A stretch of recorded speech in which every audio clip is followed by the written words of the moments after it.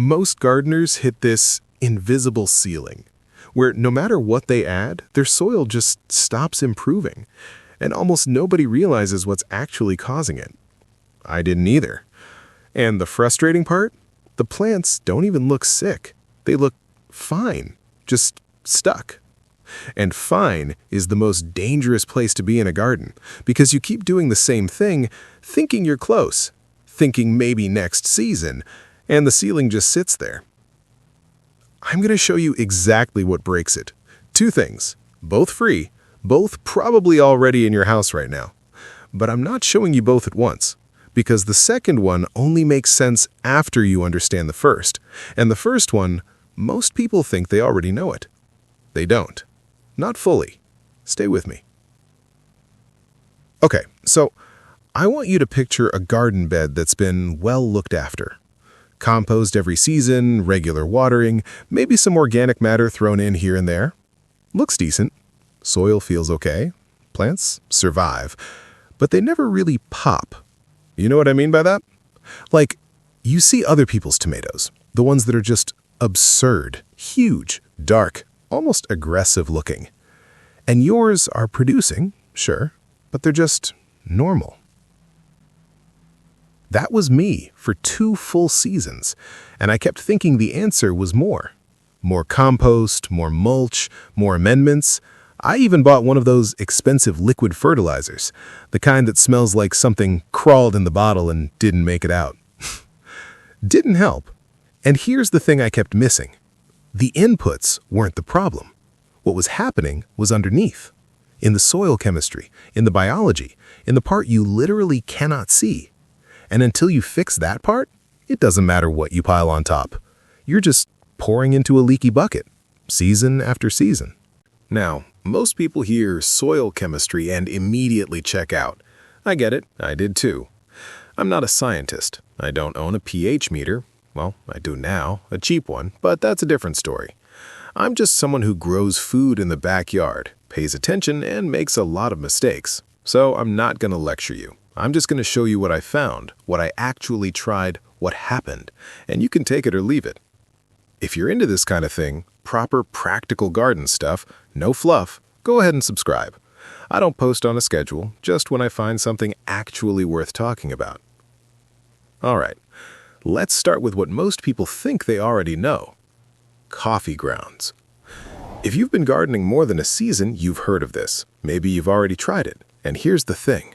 It works. It genuinely, actually works. You start adding coffee grounds to your beds, and within a few weeks, you notice the soil looking different. Darker, looser, more worms showing up. That's not placebo. That's real. Coffee grounds are high in nitrogen. They feed the microbial life in your soil. They improve drainage. They attract earthworms like you wouldn't believe. So naturally, you think more is better. You start saving every filter. Maybe collecting from your office. A neighbor drops off a bag. I had a system. My wife thought I was losing it. And for a while, the soil keeps improving. You can feel it when you dig. That soft, dark, almost spongy texture that good soil has.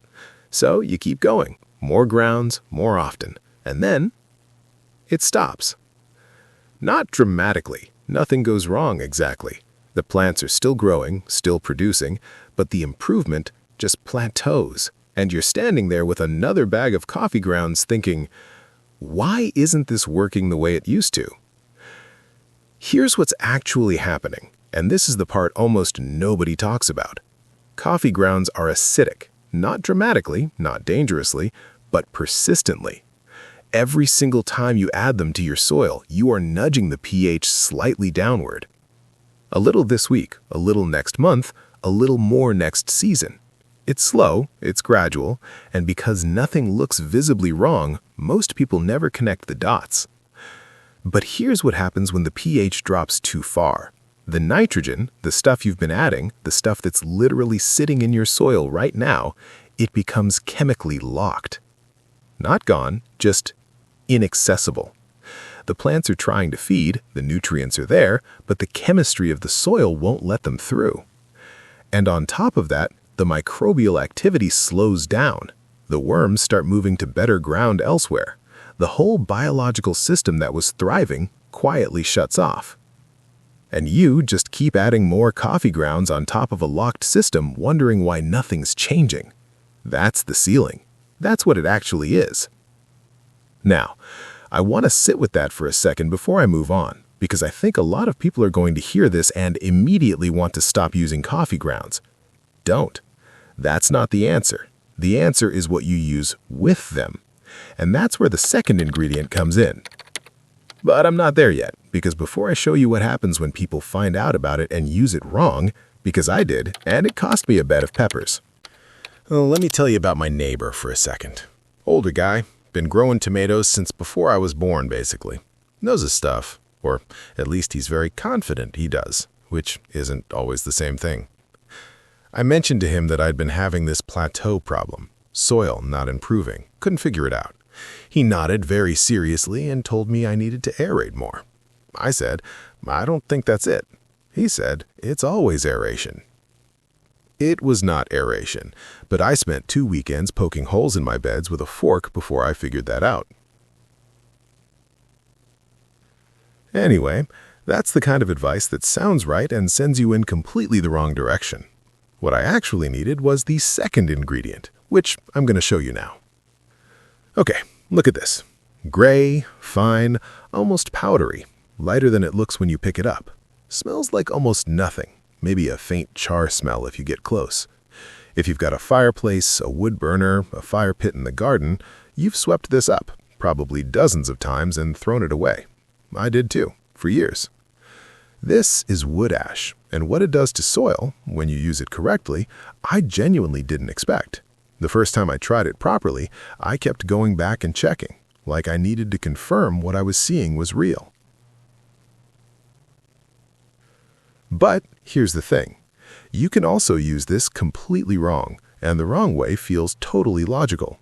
It's the obvious thing to do, and it will either cancel out every benefit or, in the worst case, damage the plants you're trying to help.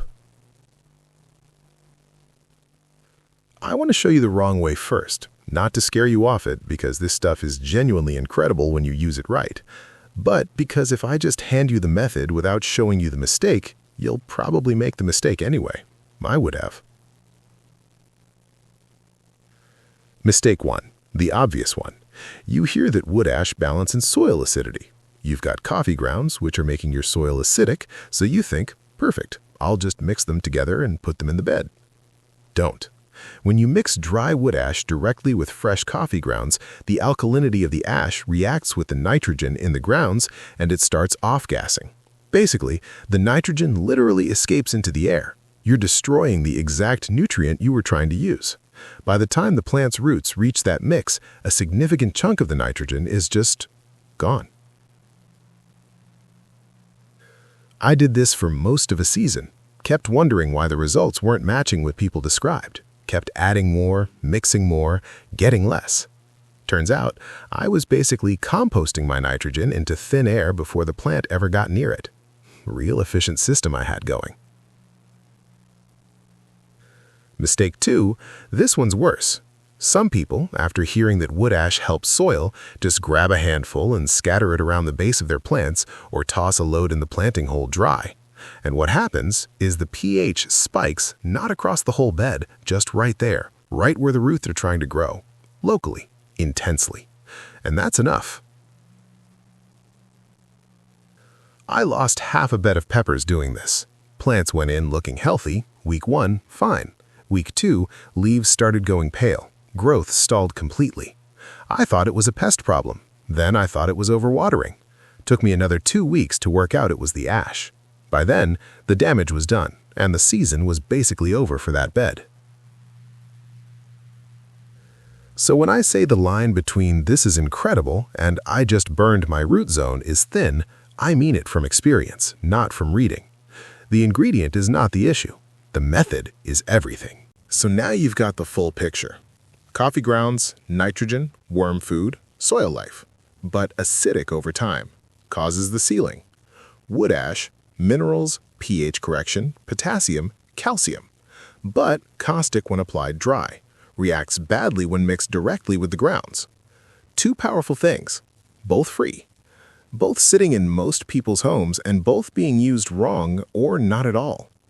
What I spent the last 3 seasons figuring out is how to use them together in a way that avoids every one of those problems, where the coffee grounds keep their nitrogen all the way to the root zone, where the ash corrects the pH without spiking it locally, where both things work at the same time instead of canceling each other out. And here's the other thing I noticed, which I didn't expect. When these two were working properly together, the result isn't just additive. It's not like coffee grounds give you a 5, ash gives you a 5, together you get a 10. It's more like you get a 20, because fixing the pH unlocks everything that was already locked in the soil. All that nitrogen you've been adding for months or years suddenly becomes available, all at once. That's why the result feels dramatic the first time you do it right. You're not just adding new nutrients, you're unlocking the ones that were already there. Here's something that genuinely unsettled me the first time I noticed it. End of my 2nd season doing this properly, I was digging a new bed about 3 feet away from one of my treated beds. Same garden, same rainfall, same everything. The new bed, untreated soil, pale, compact, dry about an inch down, the kind of soil that crumbles into dust rather than clumping. Then I turned a shovel in the treated bed right next to it. Darker, noticeably darker, softer, almost spongy. I counted 7 worms in one single shovelful before I stopped counting. 7. Went back to the untreated bed, dug for 5 solid minutes, found 2. Same garden, 3 feet apart. That's not a tip working. That's a completely different living ecosystem in the soil. And that's what these 2 ingredients build, over time, consistently, season after season.